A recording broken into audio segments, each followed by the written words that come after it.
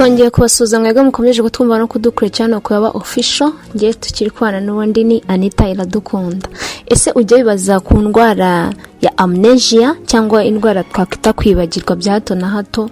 Muri iki gihe abantu benshi bibasiwe n'indwara yo kwibagirwa, aho usanga abantu benshi bibagirwa bya hato na hato, hahandi ugasanga hari kutibuka aho washyize ibikoresho se, kwibagirwa gahunda wari ufitanye n'abandi bantu, ibyo wavuze mbere cyangwa ibikurikiyeho, mbega nyine hahandi bikuvanga ukumva ntiwibuka neza icyo wari ugiye gukora by'ako kanya, nyamara ugasanga nta gikorwa kugira ngo umenye uko iyo ndwara wayirinda cyangwa ngo uyirwaye amenye uko yayikira, mbega nyine ntumenye icyo wakora ukabifata nk'ibintu bisanzwe. Muri iki kiganiro tugiye kurebera hamwe byinshi ku ndwara nyine ifasha abantu benshi muri iyi minsi, turebe n'ikibitera ndetse n'icyo wakora kugira ngo ube warwanya iyo ndwara. Uribaza ute se iyi ndwara iteye ite cyangwa iterwa n'iki? Indwara yo kwibagirwa mu ndimi z'amahanga bita amnesia ni indwara yibasira ubwonko, akenshi bikambura ubwonko ubushobozi bwo kwibuka ibintu bimwe na bimwe, kwibagirwa ibintu bimwe na bimwe byabaye mu gihe gito cyangwa bimaze igihe byarabaye, bikaba byanarangira bigize ingaruka ku uyirwaye. Mu gutekereza ahazaza he, akenshi iterwa n'indwara ahangaha nk'umuntu uyirwaye nyine kubera ko ntaba yibuka ibyabaye, akenshi nta nubwo yabona amahirwe yo kuba yatekereza ku hazaza he. Akenshi iyi ndwara iterwa n'indwara zo mu mutwe nk'ihahamuka se, ihohoterwa riba ryarabaye ku muntu, itotezwa rya hato na hato umuntu baba baramukoreye, cyangwa se igaterwa n'inzoga nyinshi, ibiyobyabwenge byinshi umuntu yaba yarafashe mu gihe runaka. Ndetse iyi ndwara ya amnesia ishobora no guterwa gukoresha ubwonko cyane bibunaniza, bukananirwa ku rwego rurenze ibyo twebwe dukunze kwita stress. Dore ibimenyetso by'indwara cyangwa ibyagufasha kumenya ko wanduye indwara yo kwibagirwa cyangwa amnesia. Twavuga nko kwibuka duce mu bintu byatambutse. Nimba umuntu akubajije icyabaye mu gihe cyahise cyangwa mu minsi mike ishize, ugatangira kumva nyine ntubyibuka, ahubwo uragenda wibuka duke mu tuntu twagiye tuba kandi wari uhari, wari uhabaye neza. Inkuru yose cyangwa event yose warayikurikiye, bakubaza nk'icyo wumvise cyangwa icyo wamenyemo, ugasanga uri ku tuntu duke tumwe na tumwe muri ibyo bintu byabaye. Icyo cyaba ikimenyetso kikwereka ko ushaka kuba ufite iyo ndwara yo kwibagirwa. Ikindi kintu cyagufasha kumenya ko ufite iyo ndwara yo kwibagirwa, kwibuka ibitari byo cyangwa ibyo wihimbiye. Mbese bakubaza story yabaye cyangwa bakubaza ibyabaye kugira ngo basobanurire, ugasanga haje ibyo uri kwitekereza ako kanya akaba ari byo uvuga, mbese ugasa nk'ubihimba ari inkuru itarabayeho. Iyo nacyo cyaba ikimenyetso cyerekana ko ufite iyo ndwara yo kwibagirwa. Ikindi kintu ni ugutekereza ibitajyanye, ugasanga nimba bakubajije ku muvandimwe wawe, mbega umuhaye inkuru idafite ahantu ihuriye n'ibyo bintu uri akubajijeho. N'icyo ngicyo cyo gusubiza icyo utabajijwe cyangwa ibitekerezo byawe ugasanga ntibihuye n'icyo bakubajije, nayo yaba indi mpamvu igaragaza neza ko ushobora kuba ufite iyo ndwara yo kwibagirwa. Ikindi kintu kikwereka ko ushobora kuba waratatswe cyangwa warafashwe n'iyo ndwara yo kwibagirwa, mu gihe uri kuganira n'abantu uba confused n'ibintu uri gutekereza, ahubwo ukumva ibintu byinshi biri kwivangira mu mutwe wawe, mbega utangira kugira igihirahiro mu mutwe wawe mu byo utekereza, ukumva harimo ibintu byinshi biri kurwanira mu mutwe, ukumva byagucanze nawe. Nayo yaba indi mpamvu ishobora kukwereka ko ushobora kuba waratatswe n'iyo ndwara yo kwibagirwa. Kwibagirwa mu gihe gito ukimara kubona ikintu, ugasanga nimba ubonye ikintu by'ako kanya ukibagirwa. Ahangaha turacyarebera bimwe mu bimenyetso bigaragaza ko ushobora kuba waratatswe cyangwa ufite indwara yo kwibagirwa. Kwibagirwa buhoro cyangwa burundu ikintu wari wabonye cyangwa ikintu wari uzi, ukisanga warakibagiwe burundu, hahandi uba utakigitekerezaho, nabyo bishobora kuba ikimenyetso cyerekana ko ntago nyine mind yawe imeze neza cyangwa mu mutwe wawe ntabwo hameze neza, ubwonko bwawe buri gutakaza ability yo kugumana ibintu mu bwonko. Nabyo byaba ikimenyetso cyerekana ko ushaka kuba ufite iyo ndwara. Kwibagirwa amasura ndetse n'abantu, ubundi mu bwonko bwa muntu biba bigoye ko umuntu yakibagirwa umuntu yahuye nawe. Birashoboka ko waba warabonye umuntu, tuvuge nk'aha ku mbuga nkoranyambaga kuri social media, uko umubona kenshi mutarigera na rimwe muhura, ariko mwahurira nko mu mujyi ahantu runaka, ubwonko bugahita bubikwibutsa. Ariko ariko ku muntu ufite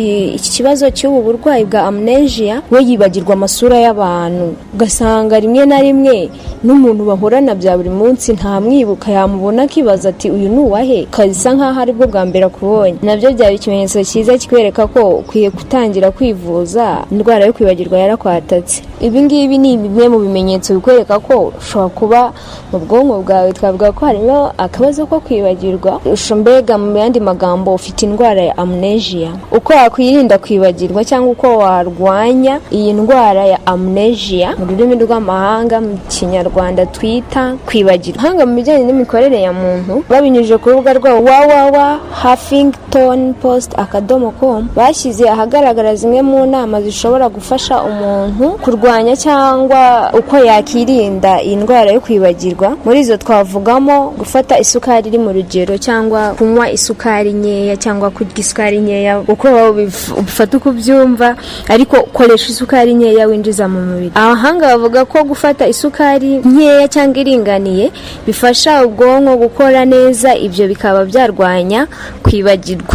Isukari iri mu rugero yafasha umuntu kurwanya nyine iyi ndwara yo kwibagirwa. Gukora imyitozo ngororamubiri cyangwa ibyo twita siporo nabyo ni byiza cyane.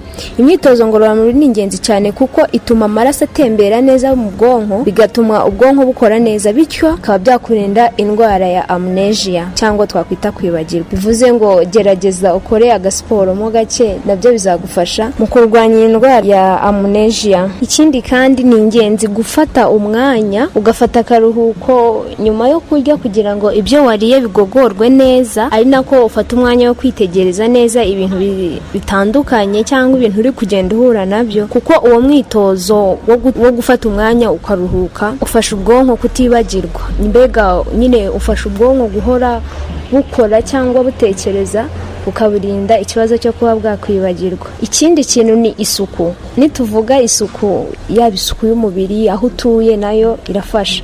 Ni ngombwa cyane kuko ituma umubiri uhumeka neza ku buryo ubwonko bukora butabangamiwe cyangwa bukora neza. Ntago tekereze y'umuntu wikorera isuku rimwe mu kwezi ntago bwamera nk'ubw'umuntu wikorera isuku buri gihe. Yego, wongere nawe ubyiteho, wongere wite ku isuku yawe, byagufasha nabyo kurinda ubwonko. Aha kandi twifashishije urubuga igihe.com kigaragaza ibintu 6 byagufasha kwirinda kwibagirwa. Ruvuga ko gufata mu mutwe ari ikintu kimwe cy'ingenzi gifasha umuntu mu buzima bwacu bwa buri munsi, ariko uko agenda arushaho gukura, ko atakaza ubushobozi cyangwa arushaho kugenda yinjira mu byago byo guhora yibagirwa cyangwa kwibagirwa byo kurwara iyi ndwara.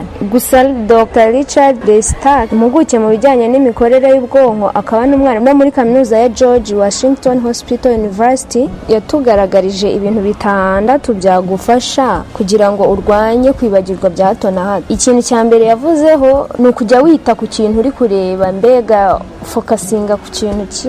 Mbese bavuga yuko nimba ugiye gukora ikintu bari cyo fokasingaho, wireba wifata ngo nimba ugiye gukora ikintu ugihuze n'ikindi, nyine utekereza ibintu bibiri cyarimwe, aho ngaho ntago wafata mu mutwe, ni hahandi usanga kimwe wakibagiwe hari ikindi cyasigayemo. Ujye witoza kwibuka. Icyo ni icya kabiri yavuzeho. Iyi ngingo yo kugerageza cyangwa yo gutoza ubwonko kwibuka ni nziza cyane, aho avuga ko mu mwanya wo kwandika ibintu ku rupapuro ugiye nko guhaha ku isoko, byaba byiza wowe ubishyize mu mutwe wawe, mbega ugatoza ubwonko bwawe guhora bukora neza. Ikindi kintu yari yavuzeho ni siporo cyangwa imyitozo ngororamubiri, cyo twakirebye ruguru. Ikindi kintu yagarutseho mu bushakashatsi bwe, gusoma ibitabo ni ikintu cy'ingenzi cyane mu mikorere y'ubwonko. Iyo umuntu akunda gusoma ibitabo, pana kubisoma ubica hejuru, ukabisoma nyine ushishikaye ubyitayeho, bifasha ubwonko bwawe cyane, ndetse ku buryo urushaho gukora neza kandi bikagufasha mu gufata ibyemezo runaka. Biba byiza rero ufashe n'akanya kawe ugatangira gusoma ibitabo. Iki kintu tugiye kuvugaho ni ikintu kibasisi cyane, ndetse kiri mu bituma abantu benshi bibasiwe n'indwara ya amnesia, kugenzura uko umuntu akoresha cyangwa uko ukoresha ikoranabuhanga. Ahangaha abantu benshi basigaye banga kwigora cyane, bavuga ati naba mfata igiki mu mutwe kandi byaroroshye. Benshi bavuga ngo ndakoresha gogo, ndabaza gogo, mbega nta mwanya mwanya abantu bagifite kuko bumva ko ikoranabuhanga ryaraje ryarabyoroheje. Ni hahandi usanga ubwonko bwawe uri kubwambura ubushobozi bwo kuba bwafata mu mutwe. Mbese navuga ko mwise abantu twishyizemo mu bwonko bwacu twishyizemo ikintu cy'ubunebwe ntago wafata mu mutwe cyangwa ntago wafata umwanya wawe ngo uvuga ngo hari icyo ushaka gufata, oya, ahubwo uba wizeye ko ikoranabuhanga byose ndabibika muri telefone yanjye. Rero ugasanga ntafashe umwanya wo gukoresha bwa bwonko agira ibyo abwibutsa ko aba yizeye neza yuko ari bubisange muri telefone. So uyu mudokiteri rero atugira inama yo kugenzura uburyo ki dukoresha ikoranabuhanga ryacu.